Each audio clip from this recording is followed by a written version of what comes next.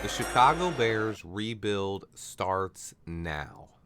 Ryan Poles was still in the teardown process before. Now that we have shipped off Roquan and traded for Chase Claypool, this officially makes the start of the real rebuild. Ryan Poles has put his stamp on the roster.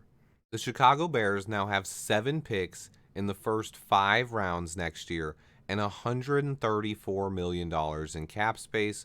Also, the position that most fans and analysts agreed Chicago needed to address was wide receiver. In dealing for Chase Claypool before the trade deadline, coupled with the additions of N'Keal Harry, Byron Pringle, Velus Jones Jr., Dante Pettis, and more, all added alongside Darnell Mooney, and suddenly wide receiver doesn't seem to be that pressing of a need anymore. This was an A-plus move for Ryan Poles, as he knows next year's free agent class doesn't have a wide receiver that has even close to as much upside as Chase Claypool. Poles traded a second-round pick for a guy who has the potential to be a true number one wideout and one of the best 10 players at his position in the entire league.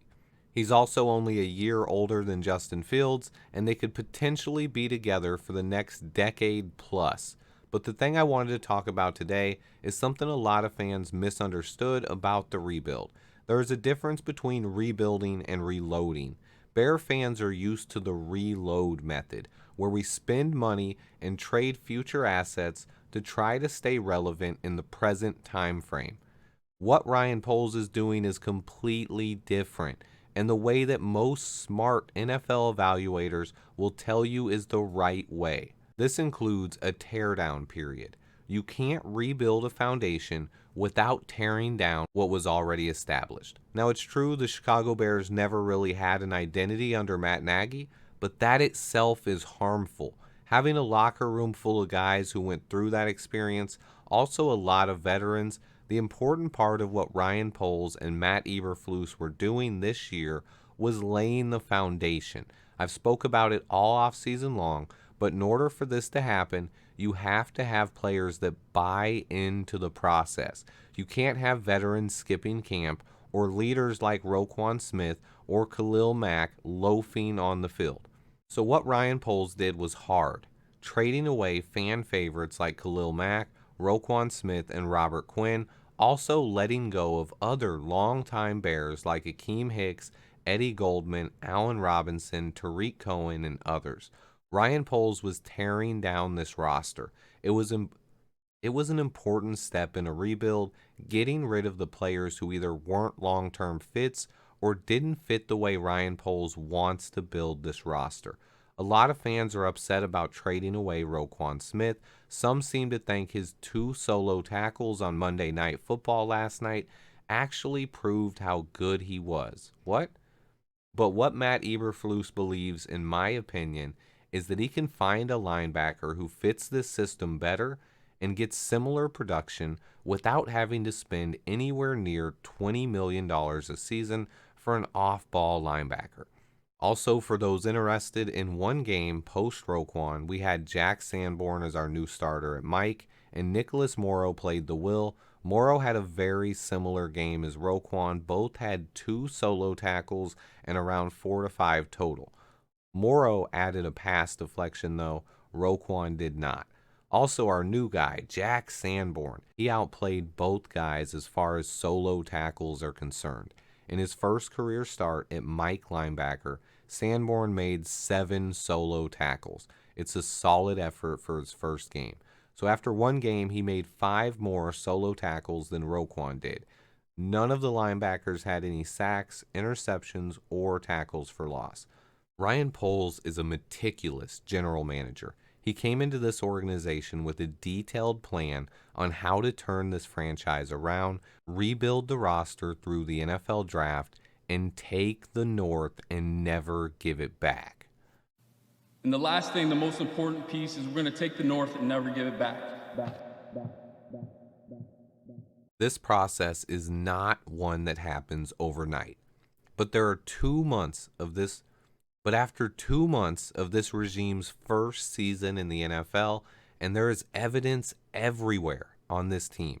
Even without big name stars and the cheapest roster in the entire league, this team has battled and been in every single game they've played this season.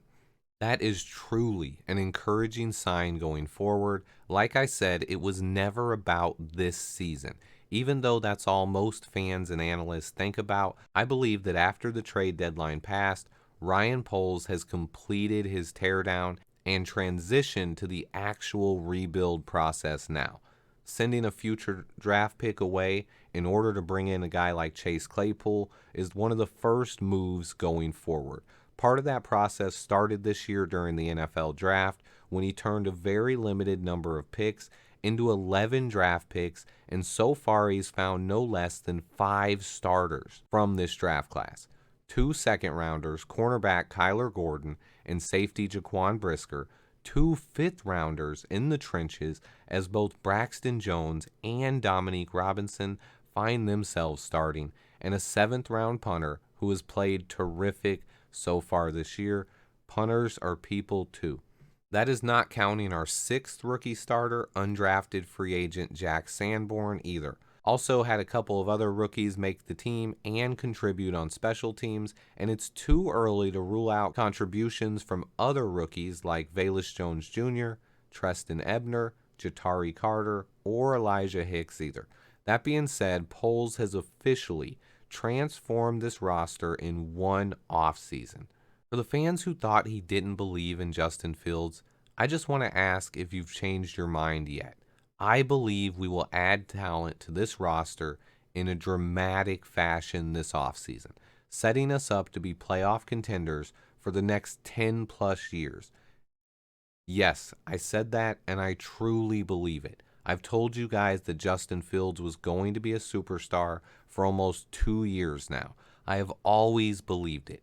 Now that it's finally coming true on the field, it only strengthens my beliefs of how great this team's future really is. Justin Fields is the kind of quarterback who can carry teams and win games on his own. Once we surround him with talent, both in the form of big-name free agent signings and another influx of rookie talent, this team will be dangerous in the NFC for a long time to come. As soon as Tom Brady and Aaron Rodgers retire, that time just gets here even quicker. I, for one, cannot wait. But I also want to say that even though this video is about the future, this team is already dangerous. We just scored the 3rd most points in the entire league last week. We just happened to play one of the 2 teams that scored more. The future is brighter than it's ever been, though. We finally have our quarterback. I can't say that enough. And now the rebuild starts. Every move going forward, except for maybe 1 or 2 exceptions, are all about surrounding our quarterback with talent. We should spend big money in free agency on the defensive line and the offensive line and go into the draft with a lot of flexibility to improve the roster even further. Our Super Bowl window revolves around our quarterback. The more he progresses, the sooner that window opens up. Sit back and enjoy, guys. I've been talking about it all off season long, and now we are finally getting to see Justin Fields develop into a superstar. And as Bear fans, we've never been able to watch a QB on our team develop into a superstar. So just enjoy this. That's my biggest point here. As always, guys, I have tons more coming. The All 22 film is already out, so I'm diving deep into that all day long.